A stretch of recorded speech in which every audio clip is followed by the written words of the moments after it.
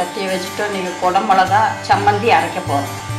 சட்டி காஞ்சிட்டு இந்த உளுந்து ஒரு கரண்டி உளுந்து ஒரு மூணு பாசி பருப்பு போட்டுக்குவோம்.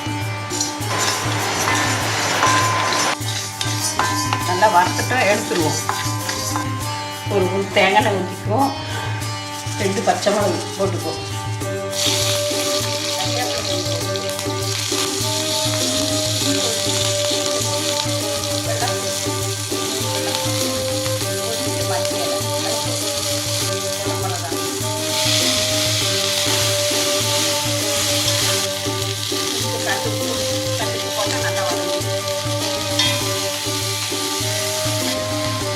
புளி கொஞ்சம் போட்டுக்குவோம்.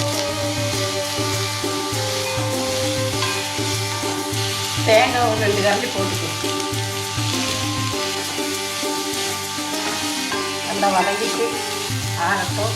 ஆறினோன்னா மிக்சியில் போட்டாங்க. இந்த உளுந்தும் பாசி பருப்பும் போட்டு இது முதைய அரைச்சிக்குவோம்.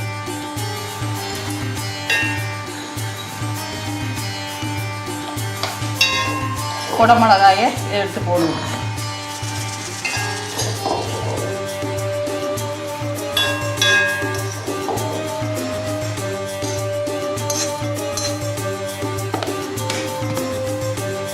நல்லா அரைச்சிட்டேன். நம்ம தாளிச்சுக்குவோம். தாளிப்போம். ஒரு ஸ்பூனு தேங்காய் ஊற்றிக்கும். கடுகு போட்டுக்குவோம். உளுந்து பருப்பு கொஞ்சம் போட்டுக்குவோம். சின்ன வெங்காயம் போட்டுக்குவோம்.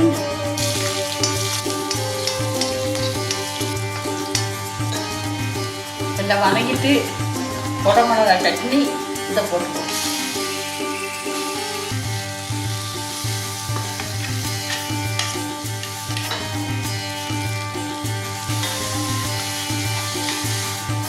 குடமிளகா சட்னி நல்லா இருக்கும். சுடுச்சோறில் இது பிணைஞ்சி சாப்பிட்டா சூப்பராக இருக்கும். இதுவும் ஒரு பப்படம் போடும். நல்லா டேஸ்ட்டாக இருக்கும். ஒரு வாரத்துக்கு சாப்பிடலாம். நல்ல டேஸ்ட்டு. இறக்கிடுவோம்.